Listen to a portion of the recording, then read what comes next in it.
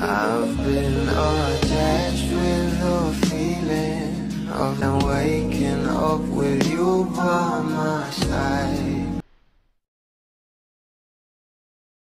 Alam naman natin na ito ngang si Kyla Estrada ay kasama nga ng ating Donnie at Belle sa kanilang first teleserye na pinagbibidahan ang Can't Buy Me Love, na kung saan ay grabe nga talaga ang naging aktingan nito. Alam naman natin na ito ngang si Kyla Estrada ay anak nga ng mga magagaling na actress at aktor na sila Jan Estrada at Janice de Belen, at grabe nga rin talaga ang aktingan nito pagkasama na nga rin itong ating Donnie at Belle Mariano. Pero ito na nga guys, ang pag-uusapan natin ngayon, ang isang post nga ng isang bula na hinangaan nga itong dalawa, na ayon nga sa kanya I am currently living for Belle Mariano and Kyla Estrada's acting 100%,